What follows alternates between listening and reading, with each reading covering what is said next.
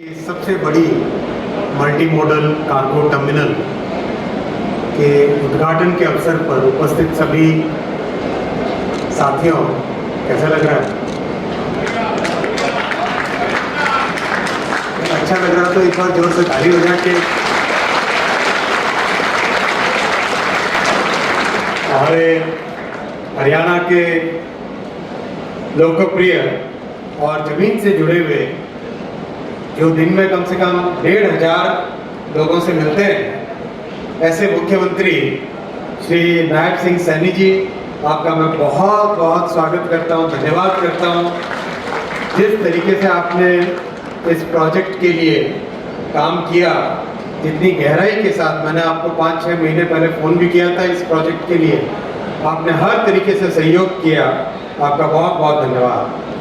हमारे बहुत ही dynamic industry minister Shri Rao Narbir Singh ji का भी मैं हार्दिक स्वागत करता हूं।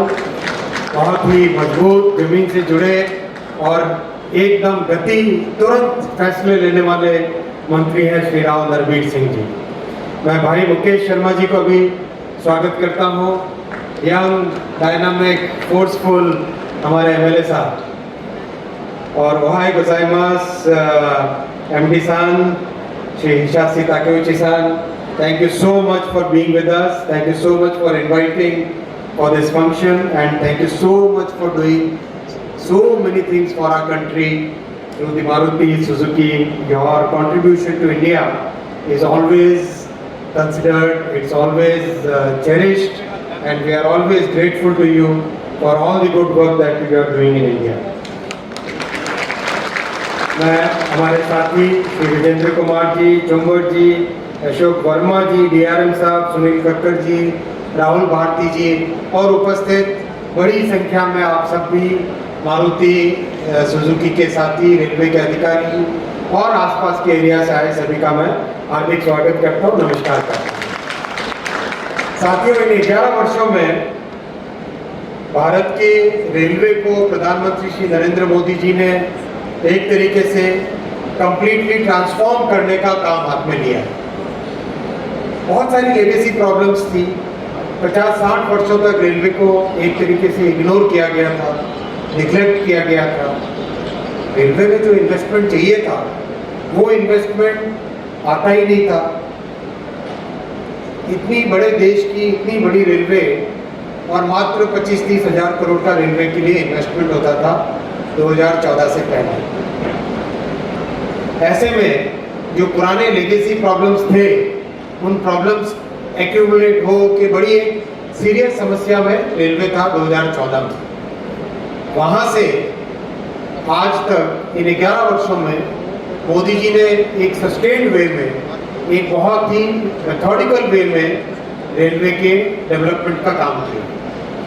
सबसे पहले रेलवे का बजट बढ़ाया। रेलवे का जो बजट 24-25 हज़ार करोड़ होता था, उसको बढ़ा के 2.5 लाख करोड़ तक लेके आया। हर तरीके से प्रोजेक्ट के एग्जीक्यूशन पे फोकस किया। किस तरह से यात्रियों को नई सुविधाएं मिले, उस पर ध्यान दिया। चाहे स्टेशन को नए तरीके स्टेशन बनाना हो, चाहे हम सबको ध्यान है पहले ट्रेन के अंदर टॉयलेट्स की व्यवस्था तक नहीं थी, एक छोटा सा होल सा बना रहता था और पूरी की पूरी पटरियाँ गंदी रहती थी, स्टेशन गंदे रहते थे। एक अलग ही रेलवे की देश में लोगों के मन में एक छवि सी बन गई थी और असुविधा रहती थी। वहाँ से लाके साफ सफाई, नए तरह की टेक्नोलॉजी, नए तरह के प्रोजेक्ट मैनेजमेंट, हर तरह से यात्रियों की सुविधा, हर तरह से इंडस्ट्री को कैसे जोड़ना, इन सब पे मोदी जी ने इन 11 वर्षों में बहुत ध्यान दिया और उसका परिणाम है आज कई लेगेसी इश्यूज, पुरानी समस्याएं एक एक करके समाप्त हो रही है और उसका लाभ भी देश को मिल रहा है, लाभ भी यात्रियों को भी मिल रहा है। आप सब जानते हैं कि पिछले 2-2.5 वर्षों में एक मुहिम चला के जनरल कोच बढ़ाने की व्यवस्था की गई। तो जनरल कोच बढ़ाने का काम आज इस लेवल पे पहुंचा है कि जस्ट 1 साल में करीब 1200 से ज़्यादा जनरल कोच बढ़ाए गए रेलवे में और कल एक बहुत अच्छा ऐतिहासिक फैसला लिया गया। पैसेंजर गाड़ियों में अपग्रेडेशन कैसे किया जाए।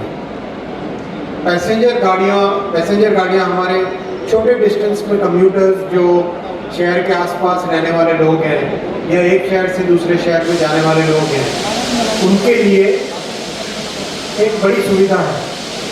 उस सुविधा को कैसे एक नया स्वरूप दिया जाए, वो व्यवस्था करने के लिए कल एक बड़ा फैसला लिया गया कि अब पैसेंजर गाड़ियों को अपग्रेड करने के लिए 100 मेन लाइन EMU, इसको शॉर्ट फॉर्म में मेमू बोलते हैं, 100 ऐसी गाड़ियां बनाई जाएंगी जो मेन लाइन EMU है, मेमू, जो कि 16 कोच और 20 कोच की बनाई जाएगी। अभी जनरली मेमू बनती है 8 कोच या 12 कोच की, अब बनाई जाएगी 16 कोच और 20 कोच की। इससे देश में जितनी हमारी शॉर्ट डिस्टेंस की कम्यूट है, शॉर्ट डिस्टेंस का ट्रैवल है, उसका बहुत बड़ा लाभ होगा।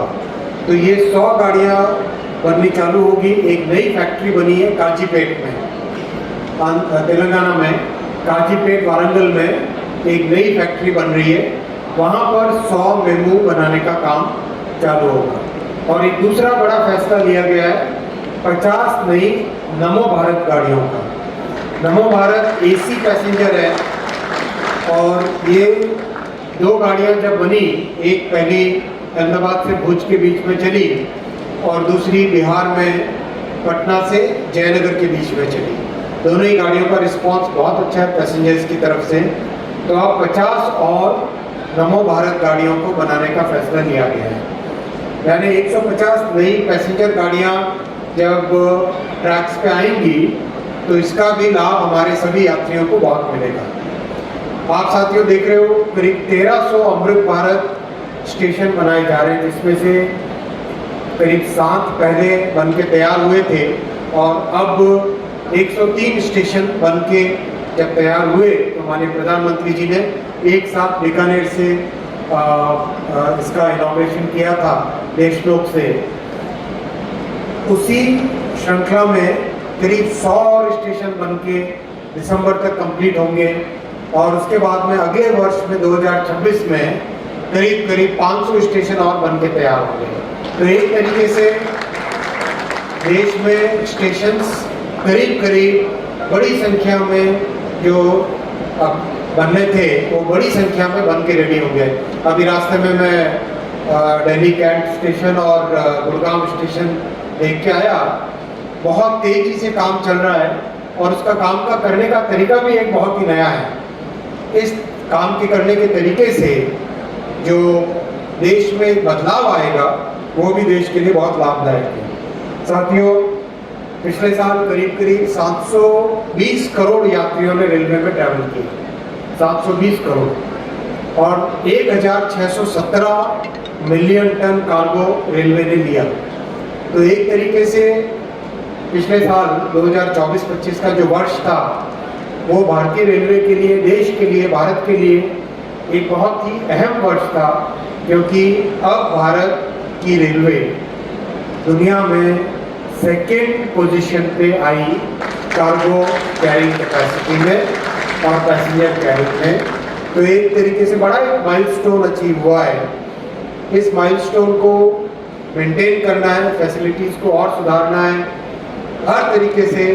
जैसे बीच में एक विषय उठा था कि बहुत सारे टाउट है, बहुत अनएथिकल लोग हैं जो कि बॉट्स का इस्तेमाल करके तत्काल के टिकट को ब्लॉक कर लेते हैं, 1-2 मिनट के अंदर सभी तत्काल के टिकट ले लेते थे। उसका भी समाधान किया गया। 1 जुलाई से जो ऑथेंटिकेटेड है, जिनका KYC हुआ है, ऐसे ही लोगों को, ऐसे ही पैसेंजर्स को ऑनलाइन सर्विसेज के माध्यम से टिकट लेने की सुविधा मिलेगी तत्काल की। और जो विंडो पे आएंगे कोई न कोई अपना आइडेंटिटी दिखाएंगे तभी उनको टिकट मिलेगा। उससे भी बहुत बड़ा एक प्रभाव आएगा। जो हमारे यात्रियों को असुविधा होती थी और एक और अच्छा इनोवेशन किया अभी बीकानेर डिवीजन में किया है कि चार्ट को, जो कंफर्मेशन का चार्ट होता है फाइनल, उसको 4 घंटे पहले का जो नियम था पुराना, उस नियम को बदलकर 24 घंटे पहले चार्ट को पब्लिश करने का एक एक्सपेरिमेंट किया गया, कुछ गाड़ियों में किया। बहुत अच्छा इसका फीडबैक है। जो अनसर्टेनिटी रहती थी माइंड में, वो अनसर्टेनिटी खत्म होती है और यात्रियों की तरफ से, पैसेंजर्स की तरफ से, आम नागरिकों की तरफ से और जनप्रतिनिधियों की तरफ से कई से मैंने फीडबैक लिया है, पर्सनली भी मैंने बात की है, सबका फीडबैक बहुत अच्छा है। तो इस तरह के एक के बाद एक इनोवेशंस करना, यात्रियों की सुविधा और विशेषकर साफ सफाई पे ध्यान देना, ये सब चीज़ें आज के युग में रेलवे की हैं। कई तरह की नई गाड़ियाँ भी आई हैं। वंदे भारत का तो आप सबने आनंद उठाया ही है। अमृत भारत ट्रेन्स भी 2 के बाद में 3 चली अभी, और अब करीब 6 और तैयार हैं। बहुत जल्दी उनका भी रूट फाइनल करके 6 और अमृत भारत गाड़ियाँ भी चलाएंगे। 50 अमृत भारत गाड़ियाँ बन रही है। उन 50 के बनने के बाद में नया बैच और बनाएंगे। ओवरऑल देश में रेलवे का हर तरीके से कई नए इनोवेशंस किए जा रहे हैं। फ्रेट कॉरिडोर कंप्लीट हुआ। फ्रेट कॉरिडोर पर आज करीब 400 गाड़ियाँ डेली चल रही है। बुलेट ट्रेन का प्रोजेक्ट आगे तेज़ी से चल रहा है।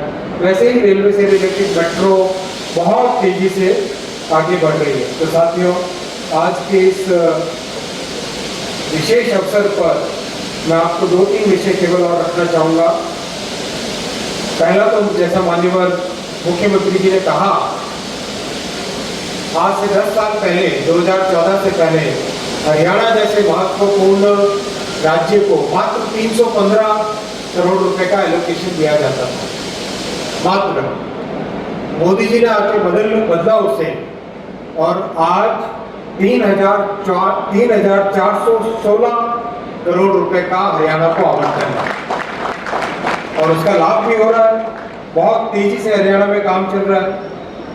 2014 से अब तक के अगर हम देखें, पटरियां जो बनी है हरियाणा में, 823 किलोमीटर पटरियां बनी हैं, जो कि पूरे यूनाइटेड अरब एमिरेट्स, यूएई ऐसे देश में जितनी टोटल पटरियां हैं उससे ज़्यादा हरियाणा में बन चुकी है इस समय। और हरियाणा को 100% इलेक्ट्रीफाई कर चुके हैं। रेलवे के नेटवर्क को हरियाणा में 100% इलेक्ट्रिफिकेशन हो गया है। अभी हरियाणा में करीब 11,000 करोड़ रुपए का इन्वेस्टमेंट रेलवे की तरफ से हो रहा है, 11,800 करोड़ रुपए का। साथ ही साथ 34 स्टेशन है जिसको टोटली नया नवनिर्माण किया जा रहा है अमृत स्टेशन के तहत। हरियाणा में 540 फ्लाईओवर और अंडरपासेस बन चुके हैं और कई सारे नए बन रहे हैं। ओवरऑल हरियाणा के विकास के लिए रेलवे पूरी तरह से प्रतिबद्ध है। सोनीपत में जो रेलवे का कारखाना है उसको भी मॉडर्नाइज करने का प्रयोग, एक उसका प्रोजेक्ट एक चल रहा है। बहुत जल्दी वो जब काम कंप्लीट होगा तब मैं माननीय मुख्यमंत्री जी के साथ आऊँगा आपके पास सोनीपत और उस प्रोजेक्ट को भी आगे बढ़ाएंगे। ओवरऑल अगर हम देखें तो एक बड़ा चेंज आया है गति शक्ति कार्गो टर्मिनल। प्रधानमंत्री जी ने हमेशा कहा कि मल्टी मोडल लॉजिस्टिक्स होना चाहिए। मल्टी मोडल कार्गो टर्मिनल्स का एक मतलब बड़ा ही कॉम्प्लेक्स प्रोसेस होता था।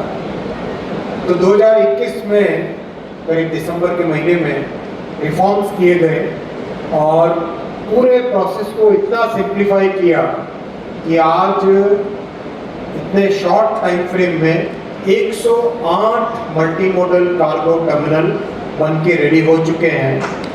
और आज जिस टर्मिनल में हम लोग हैं वो वन ऑफ द लार्जेस्ट है, 45 एकड़ ज़मीन में बना है और करीब 4.5 लाख कार को यहाँ से कैरी करने की कैपेसिटी है। मैं मारुति सुजुकी को बधाई देना चाहूँगा, आपने बहुत अच्छी इसकी प्लानिंग की और रेलवे और हरियाणा सरकार दोनों के अधिकारियों को मैं बधाई देना चाहूँगा कि आपने बहुत एक इंडस्ट्री के साथ जुड़कर यूनिफाइड वे में इंटीग्रेटेड वे में काम किया। साथियों, इस शुभ अवसर पर एक बार फिर हरियाणा के सभी निवासियों का बहुत बहुत अभिनंदन और माननीय मुख्यमंत्री जी का मैं विशेष धन्यवाद देना चाहूँगा। आप स्वयं यहाँ पधारे और इस कार्यक्रम में शामिल हुए। मारुति सुजुकी के और रेलवे के सभी अधिकारियों का मैं स्वागत अभिनंदन करना चाहूँगा। साथियों, बहुत बहुत धन्यवाद। भारत माता की।